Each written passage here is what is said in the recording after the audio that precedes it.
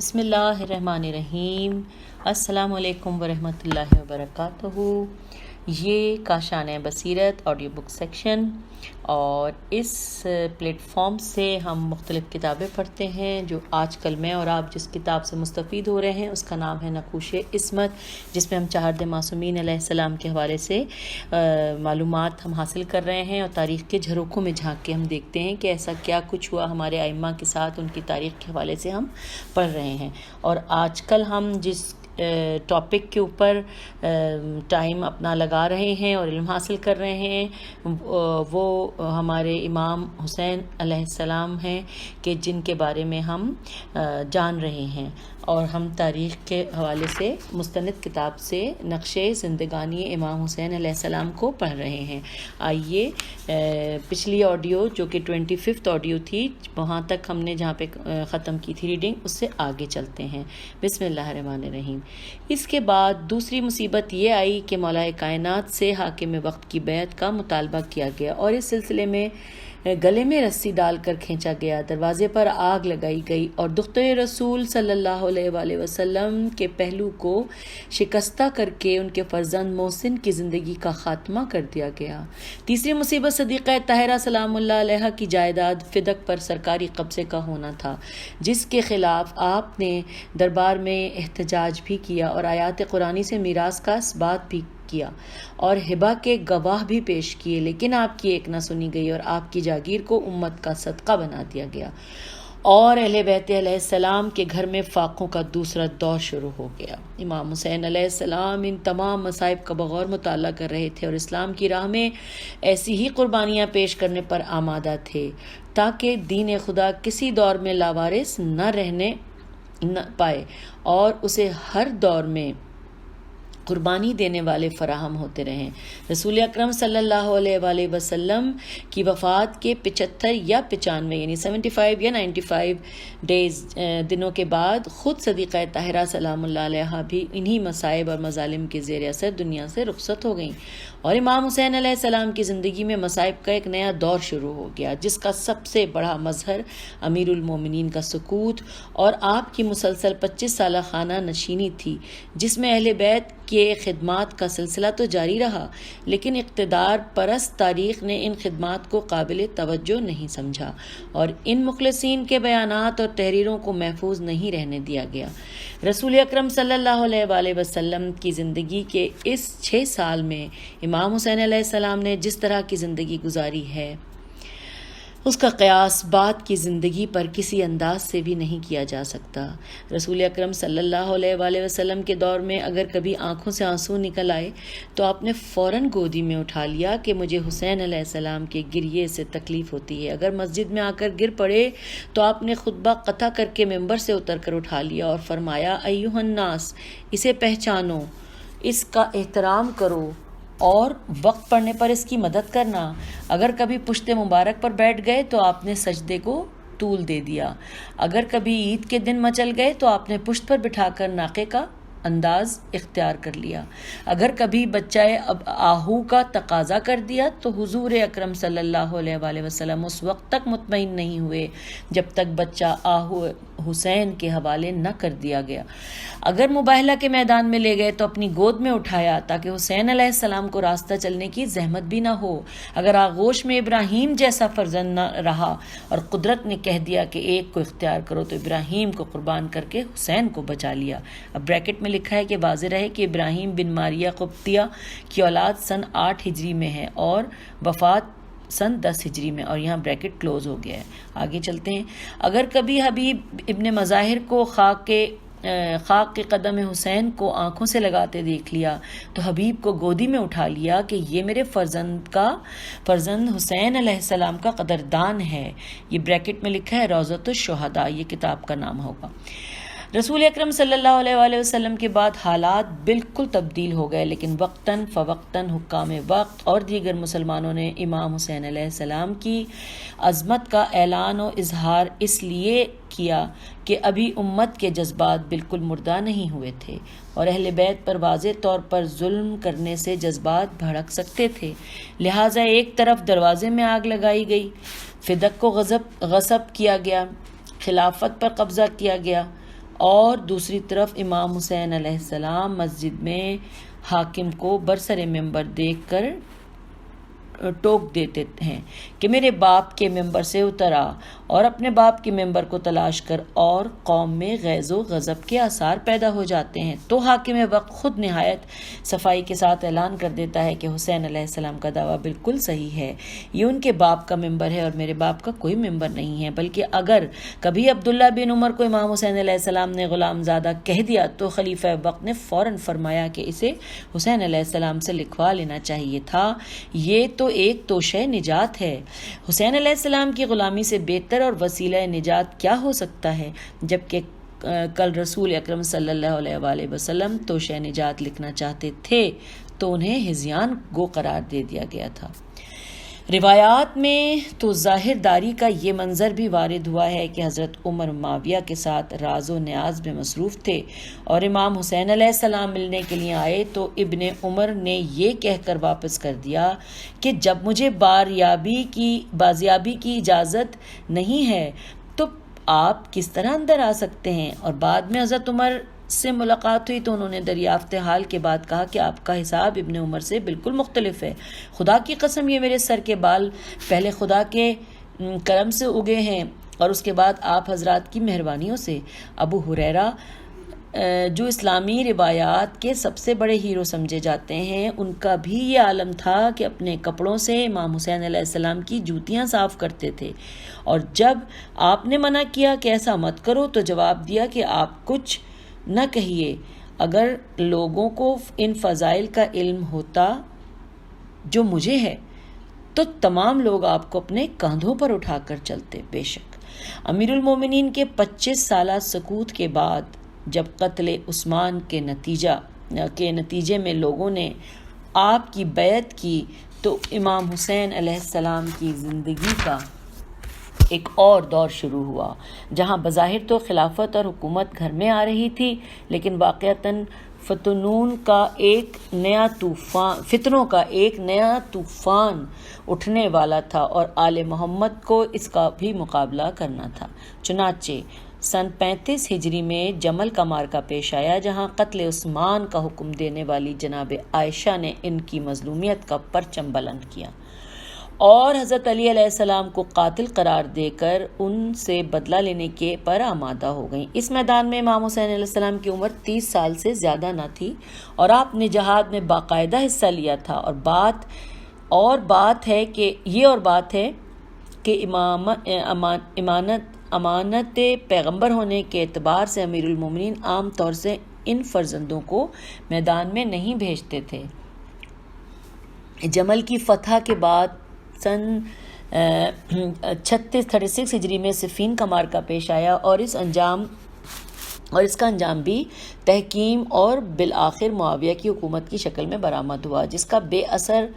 بے حد اثر امیر المومنین علیہ السلام کی طرح امام حسین علیہ السلام پر بھی ہوا، لیکن آپ نے اسلام کی خاطر اس مکاری کو بھی برداشت کر لیا۔ اس کے بعد نہروان کا معرکہ پیش آیا اور اس میں بھی رب العالمین نے مولا کائنات کو فتح مبین عنایت فرمائی، لیکن اس کے بعد حاکم شام کی ریشہ دوانیاں تیز تر ہو گئیں اور بالآخر ماہ رمضان کی 19ویں تاریخ کو امیر المومنین کو مسجد کوفے میں ابن ملجم کے ذریعے زخمی کرا دیا گیا اور 21 رمضان کو ان کی شہادت واقع ہو گئی۔ آپ کے کفن و دفن کے بعد امت نے امام حسن علیہ السلام کی بیعت کر لی اور شامی حکومت کی فتنہ پردازیوں کا نیا دور شروع ہو گیا۔ جمادی الاول سن 41 ہجری میں حاکم شام نے اپنے مخصوص مصالحے کے تحت امام حسن علیہ السلام کو صلح کا پیغام دے دیا اور امام حسن نے اپنی مخصوص حکمت کے تحت بقائے اسلام و مسلمین کے لیے اس پیشکش کو منظور فرما لیا اور صلح مکمل ہو گئی، جس کے بعد حکومت معاویہ کے ہاتھ میں چلی گئی اور اس نے عہد شکنی کر کے اہل بیت کو اذیت دینے کا نیا سلسلہ شروع کر دیا۔ امیر المومنین پر باقاعدہ سب و شتم ہونے لگا، دوستان علی کا قتل عام جائز ہو گیا اور ہر طرح کی اذیت و مصیبت کا جواز سہل ہو گیا۔ امام حسن علیہ السلام نے بھائی کی صلح کے احترام میں ان تمام مصائب کو برداشت کیا، یہاں تک کہ سن 50 ہجری میں سن 50 ہجری میں امام حسن علیہ السلام کو زہر دے کر شہید کرا دیا گیا، اور اسلام کی ذمہ داری امام حسن علیہ السلام کی طرف امام حسن علیہ السلام کو زہر دے کر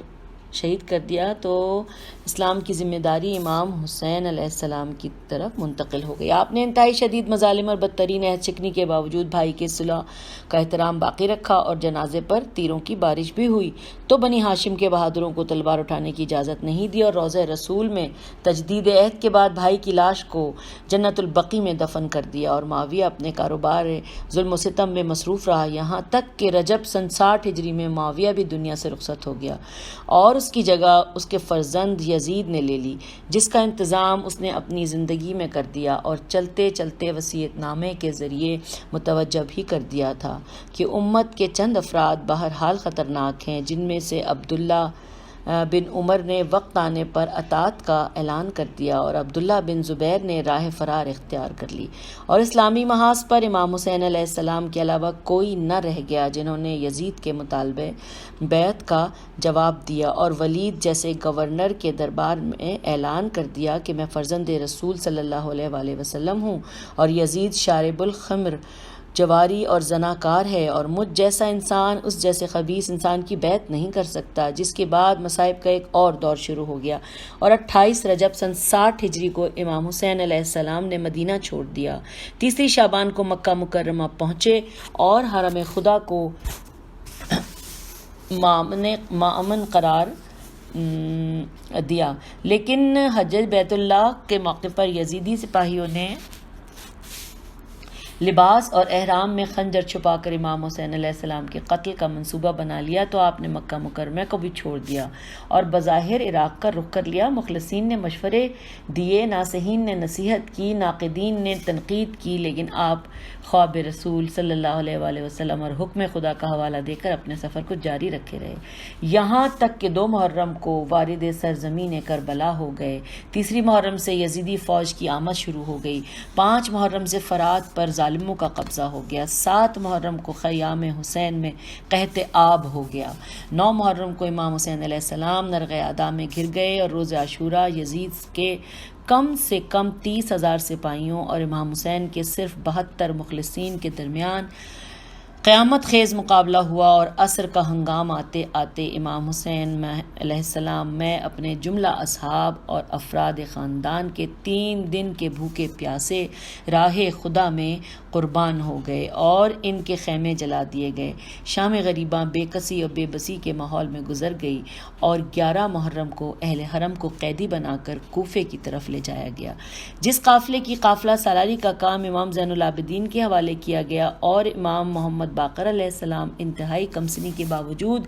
اس قیامت خیز مصیبت میں برابر کے شریک رہے۔ شہادت امام حسین علیہ السلام پر زمین و آسمان سب نے گریہ کیا، اور آثار قیامت نمودار ہو گئے، لیکن ظالموں کے دل و دماغ پر کوئی اثر نہیں ہوا، اور ان کے مظالم کا سلسلہ اہل حرم پر برابر جاری رہا، یہاں تک کہ کوفہ و شام کے بازاروں، درباروں اور قید خانوں سے گزرنے کے بعد 1 سال کی مدت قید گزار کر بروایت 8 ربیع الاول سن 62 ہجری کو لٹا ہوا قافلہ اپنے وطن مدینہ واپس آیا، اور جناب ام کلثوم نے رجعنا لا رجال ولا بنینا کا مرثیہ پڑھا۔ اللہ، اس سے آگے چلتے ہیں جی۔ اگلا ہم جو عنوان نظر آ رہا ہے وہ لکھا ہے ازواج۔ مورخین اور سیرت نگاروں نے امام حسین علیہ السلام کی 5 ازواج کی نشاندہی کی ہے۔ پہلی جناب شہربانو، جنہیں شاہ زنان بھی کہا جاتا ہے، آپ کے فرزند امام زین العابدین تھے، اور آپ کا انتقال امام علیہ السلام کی ولادت کے 10 دن کے اندر ہی ہو گیا تھا۔ واقع کربلا کے ذیل میں بعض مرثیوں میں آپ کا تذکرہ بے بنیاد ہے، ہو سکتا ہے کوئی خاتون رہی ہوں جنہیں امام کی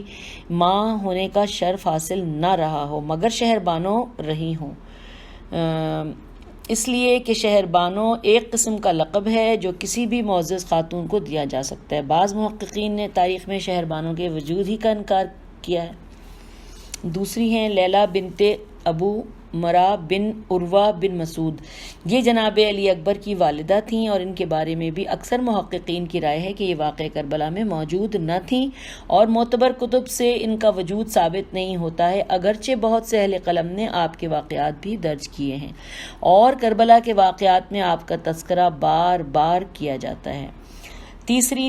رباب بنت عمر القیس، یہ جناب علی اصغر اور جناب سکینہ کی والدہ گرامی تھیں، جو واقعہ کربلا میں موجود تھیں اور کربلا کے بعد تقریباً 1 سال زندہ رہیں، لیکن کبھی سائے میں نہیں بیٹھیں کہ دھوپ میں لاش امام حسین علیہ السلام دیکھ کر یہ عہد کر لیا تھا کہ تا قیامت سائے میں نہ بیٹھیں گی۔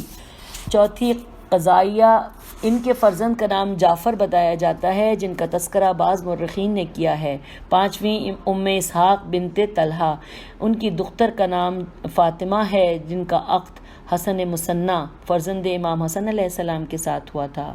اس سے آگے عنوان ہے اولاد۔ مذکورہ بالا بیانات سے یہ بات واضح ہو جاتی ہے کہ امام کی کل 6 اولاد تھیں، 4 فرزند اور 2 دختر۔ اگر ابن شہر آشوب سے نے 6 فرزندوں کا ذکر کیا ہے اور 2 نام محمد اور عبداللہ بتائے ہیں، اور بعض حضرات نے 3 دختران کا ذکر کیا ہے اور 1 نام زینب بتایا ہے۔ اس کے علاوہ اور بھی اختلافات پائے جاتے ہیں جن کی تحقیق کا یہ موقع نہیں ہے، البتہ یہ بات بہرحال واضح ہے کہ اگر جناب فاطمہ کا عقد حسن مثنی سے ہو چکا تھا تو پھر عقد قاسم کی داستان بالکل بے بنیاد ہے۔ پھر یہ بھی بات قابل تحقیق رہ جاتی ہے کہ اگر جناب فاطمہ اور جناب سکینہ 2 ہی دختران تھیں تو رقیہ بنت الحسین سے مراد کون سی خاتون ہیں، جن کا روضہ شام میں نمایاں حیثیت رکھتا ہے اور آج بھی مرجع خلائق بنا ہوا ہے۔ جناب سکینہ کے بارے میں بھی دور قدیم سے یہ بحث چلی آ رہی ہے کہ آپ کا انتقال زندان شام میں ہوا ہے یا نہیں، اس لیے کہ اکثر کتب میں آپ کا نام نہیں ذکر کیا گیا، صرف ایک بیت صغیرہ، یہ انورٹڈ کاما میں ہے، بیت صغیرہ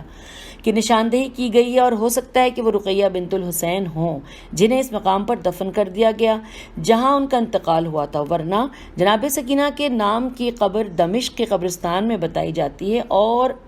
وہ اس لیے محل بحث ہے کہ وہیں جناب ام کلثوم کی قبر بھی ہے، اور ان کا شام سے مدینے جانا تقریباً مسلمات میں ہے، اور پھر دوبارہ جناب زینب کے ہمراہ شام میں آ کر انتقال فرمانے کا کوئی ذکر اہم کعب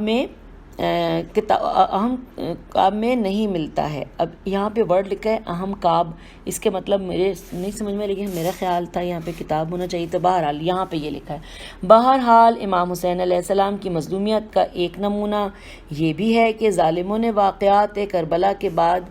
اس قدر مظالم کا سلسلہ جاری رکھا کہ صحیح تاریخ بھی مرتب نہ ہو سکی، اور آل رسول صلی اللہ علیہ وآلہ وسلم کی قبروں کا صحیح تعین بھی نہ ہو سکا، اور اس مصیبت کا سلسلہ مدینے میں صدیقہ طاہرہ کی قبر سے شروع ہوا تھا، جو نسلوں میں باقی رہا، اور آل رسول صلی اللہ علیہ وآلہ وسلم کی اکثر قبریں بھی بے نشان رہ گئیں۔ یہ اور بات ہے کہ جس قدر قبروں کی نشاندہی ہو گئی اور جن قبروں پر روضوں کی تعمیر ہو گئی، اور جہاں آج تک زیارات کا سلسلہ جاری ہے، اتنی قبریں اور اتنے روضے بھی حقانیت کے لیے، اثبات کے لیے کافی ہیں، ورنہ متوکل ملعون نے تو نشان قبر حسین علیہ السلام بھی مٹا دینے کا منصوبہ بنا لیا تھا، اور کبھی ہل چلوانا چاہا تو جانور آگے نہ بڑھے، اور کبھی دریا کا پانی لے جانا چاہا تو پانی حیرت زدہ ہو کر ٹھہر گیا کہ اب اس مظلوم کی قبر کی طرف کس طرح جائے جس کا کل زیر خنجر ایک قطرہ آب نہ مل سکا، اور جس چاہنے والوں کو وصیت کی تھی کہ ٹھنڈا پانی پینا تو میری پیاس کو یاد کر لینا، اور کسی غریب و بے کس کا ذکر آ جائے تو مجھ مظلوم پر آنسو بہانا جسے بے جرم و خطا قتل کیا گیا اور شہادت کے بعد اس کی لاش کو پامال کر دیا گیا۔ میں معذرت چاہتی ہوں سامعین، میں نے بہت کنٹرول کیا لیکن مجھ سے کنٹرول نہیں ہو رہا تھا، گر گیا۔ اور آگے چلتے ہیں، اس میں ہمارا یہ ٹاپک ختم ہونے کو ہے، بس اس میں آگے ایک فارسی زبان میں شعر ہی لگ رہا ہے مجھے، میں پڑھنے کی کوشش کرتی ہوں، یقیناً جو فارسی لوگ جانتے ہیں وہ میری پڑھنے کی جو بھی غلطیاں ہوں گی وہ اس کو معاف کریں گے۔ بیا بیا متوکل ببیں مزار حسین، زمین بلند شد و آب نہر شد حائر. یہ شعر تھا. اس سے آگے اگلا صفحہ ہے جس کا عنوان ہے اوپر کربلائے امام حسین علیہ السلام، اور اس میں جو مزید عنوان آگے چھوٹا ہے وہ لکھا ہے فرزند زہرا. اور اس کو میں پڑھتی ہوں، آپ لوگ سنتے جائیے. وہ ہادی برحق جس نے آخری سانس تک دین کا پیغام سنا، وہ قاری قرآن جس نے نو کو نیزہ پر کبھی تلاوت کی، بھی تلاوت کی. وہ محافظ حرم جس نے حرمت کعبہ کے لیے حج کو عمرے سے تبدیل کر دیا. وہ پاسبان شریعت جس نے امر بالمعروف و نہی عن المنکر کے لیے وطن عزیز کو ترک کر دیا. وہ مجاہد فی سبیل اللہ جس نے 3 دن کی بھوک اور پیاس میں جہاد کیا. وہ ذمہ دار اسلام جس نے بقائے دین کی خاطر بھرا گھر لٹا دیا. وہ عبادت شعار جس نے برستے تیروں میں نماز ادا کی. وہ سجدہ گزار جس نے زیر خنجر ستم سجدہ کیا. وہ مساوات کا علم بردار جس نے جون کا سر اپنے زانوں پر رکھا. وہ صاحب اثار جس نے راہ حق میں طفل شیر خوار کو بھی قربان کر دیا. وہ راکب دوش رسول جس کی خاطر مرسل اعظم ناقہ بنے. وہ حافظ فروع اصول جس نے پشت پیغمبر پر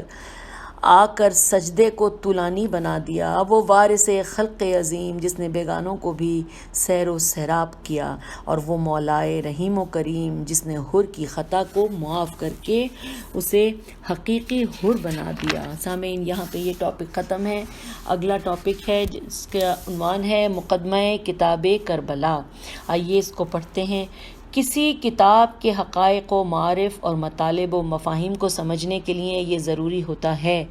کہ اس سے پہلے ان کے مطالب کا ایک خاکہ ذہن نشین کر لیا جائے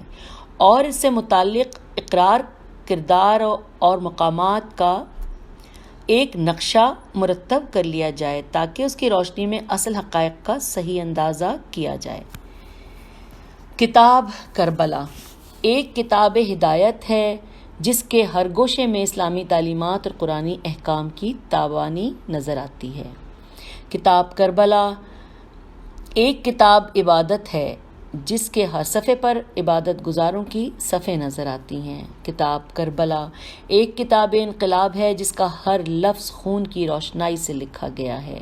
کتاب کربلا ایک کتاب شہادت ہے جس کے ہر نقطے میں حیات جاویدانی کی مرکزیت پائی جاتی ہے. کتاب کربلا ایک کتاب سیاست ہے جس میں تدبیر حیات کی ساری تعلیمات اور ظلم سے مقابلے کی ساری تدبیریں بیان کی گئی ہیں.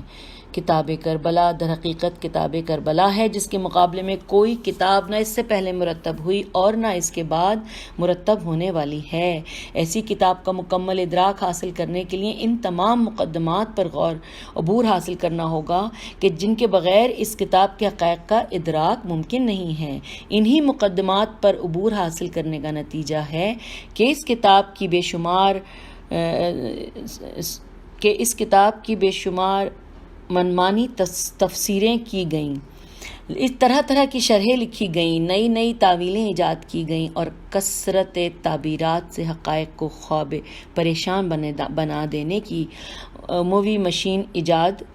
ہو گئی. کسی نے اس عظیم جہاد کو 2 شہزادوں کی جنگ قرار دیا، کسی نے اس کو معاذ اللہ امام حسین کی ناقبت اندیشی کا نتیجہ کہا، کسی نے یزید کے جوش جوانی کا نام دیا، کسی نے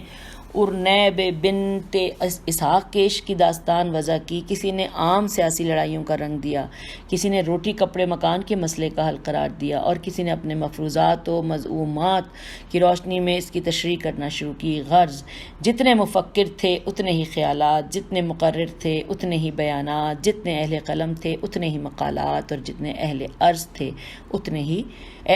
تھے اتنے ہی رجحانات. مقدمہ کتاب کربلا کا مقصد یہی ہے کہ اس عظیم جہاد فی سبیل اللہ کی حقیقت کو اجاگر کیا جائے اور ان تمام سازشوں کو بے نقاب کیا جائے جو حسینی انقلاب کے خلاف کی گئی ہیں یا آج تک جاری ہیں.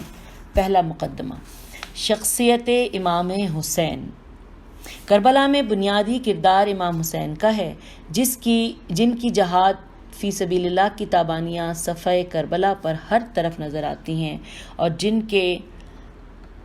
اشارے پر وہ مختصر لشکر مرتب ہوا تھا جس نے ہر طرح کی قربانی دے کر دین الہی کو حیات دائمی اور بقائے جاودانی بخش دی ہے۔ امام حسین علیہ السلام کی شخصیت اور عظمت کو نہ پہچاننے کا ہی نتیجہ ہے کہ کربلا کو دو شہزادوں کی جنگ قرار دے دیا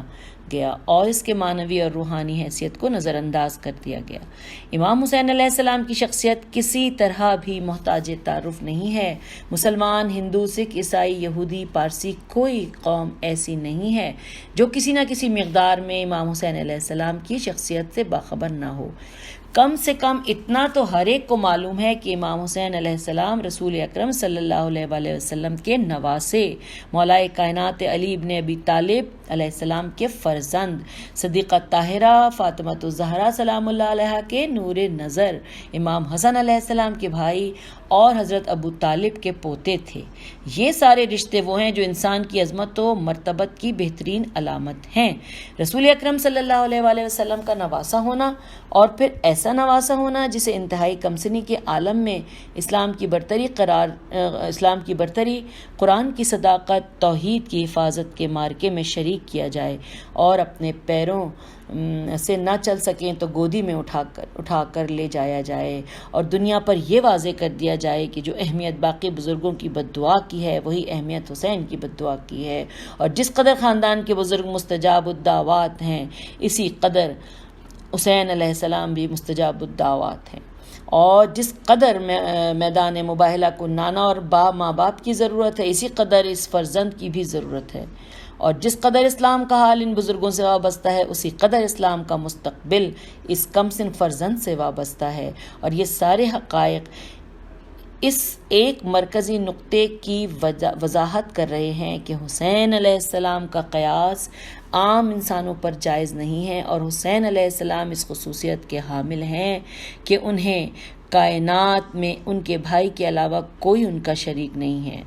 خصوصیت کے حامل ہیں کہ انہیں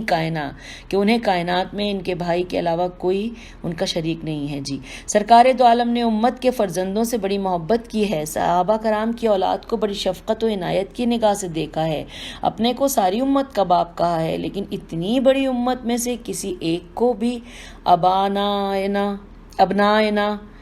کی منزل میں میدان مباہلہ میں نہیں لے گئے ہیں، جو اس بات کی واضح دلیل ہے کہ اخلاقی اعتبار سے یا فرض اطاعت کے اعتبار سے امت کو اولاد بنا لینا اور ہے، اور معنویت، روحانیت، کمالات کے اعتبار سے کسی کا ابنائنا میں شامل ہو جانا اور ہے۔ یہ تنہا امام حسن علیہ السلام اور امام حسین علیہ السلام کا امتیاز ہے جس میں ساری امت میں ان کا کوئی شریک نہیں ہے۔ امام حسین علیہ السلام شہزادے ہیں اور بے شک شہزادے ہیں، لیکن رسول اکرم صلی اللہ علیہ وآلہ وسلم کے شہزادے ہیں، اور ان کے مقابلے میں آنے والا رسول اکرم صلی اللہ علیہ وآلہ وسلم کے مقابلے میں آنے والا ہے جسے کسی جہت سے بھی مسلمان نہیں کہا جا سکتا ہے۔ حضرت علی علیہ السلام اور فاطمۃ الزہرا سلام اللہ علیہا کا فرزند ہونا، ایسا فرزند ہونا جس کی وراثت میں باپ کا جہاد، ماں کا ایثار شامل ہو، اور جس نے ابتدائی دور ہی سے اپنے ماں باپ اس کو میں دوبارہ پڑھوں گی، جس نے ابتدائی دور ہی سے اپنے ماں باپ کے کردار کا مکمل مشاہدہ کیا ہو، اور انسانی نگاہ سے نہیں، عرفانی، ایمانی اور منصبی نگاہ سے مشاہدہ کیا ہو، اس کی عظمت کردار کی بہترین دلیل ہے کہ ایسے ماحول میں پرورش پانے والا، ایسے کرداروں کا وارث اور ایسے حالات کا دیکھنے والا عام انسان بھی اچھے خاصے کردار کا حامل ہو سکتا ہے، چجائے کہ وہ انسان کہ جسے روز اول سے منصب الہی کا حامل بنا کر دنیا میں بھیجا گیا ہو، اور جس کی تربیت اسلام کی آغوش میں ہوئی ہو، جس کی رضایت شیر ایمان سے مکمل ہوئی ہو، اور جس نے دستگاہ علام الغیوب سے علوم و کمالات حاصل کیے ہوں، اور ابتدا ہی سے بزرگوں کے ساتھ مختلف مجاہدات میں شریک رہا ہو۔ حضرت ابو طالب علیہ السلام کا پوتا اور وارث ہونا بھی ایک مکمل تاریخ کی نشاندہی کرتا ہے جس میں اظہار قربانی، جہاد، حفاظت دین، تحفظ ناموس رسول جیسے جذبات پائے جاتے ہیں، اور جس تاریخ میں اپنے بچوں کا فاقہ گوارا ہے، جس خدا کے رسول کی بھوک گوارا نہیں ہے، اپنے بچوں کی قربانی گوارا ہے، حبیب کبریا کی قربانی گوارا نہیں ہے۔ امام حسین علیہ السلام ایک ایسے ہی خاندان کے چشم و چراغ تھے اور ایک ایسے ہی مقدس و پاکیزہ ماحول کے ایک فرد تھے۔ امام حسین علیہ السلام کے حالات، معاملات، اخلاقیات، آداب، خیالات، رجحانات کا قیاس دنیا کے دوسرے انسانوں پر نہیں ہو سکتا، لہٰذا امام حسین علیہ السلام کے جہاد کا موازنہ بھی دنیا کی کسی جنگ سے نہیں کیا جا سکتا۔ تو سامعین، ہم یہاں پر اس آڈیو میں رکتے ہیں کیونکہ اس کے بعد دوسرا مقدمہ شروع ہو رہا ہے جس کا عنوان ہے یزید۔ تو میں اس حوالے سے یہاں پہ آج کی آڈیو کو روک رہی ہوں، اور انشاءاللہ ہم اگلی آڈیو میں اسی کتاب کے اگلے صفحات کے ساتھ ملتے ہیں۔ کتاب کا نام ہے نقوش عصمت اور پلیٹ فارم ہے ہمارا، جیسا کہ آپ سب جانتے ہیں، کاشان بصیرت کا بک سیکشن ہے جہاں پہ ہم مستند کتابوں کو پڑھتے ہیں اور علم حاصل کرتے ہیں۔ تو آج اس آڈیو میں اجازت دیجیے، اگلی آڈیو تک کے لیے خدا حافظ، فی امان اللہ۔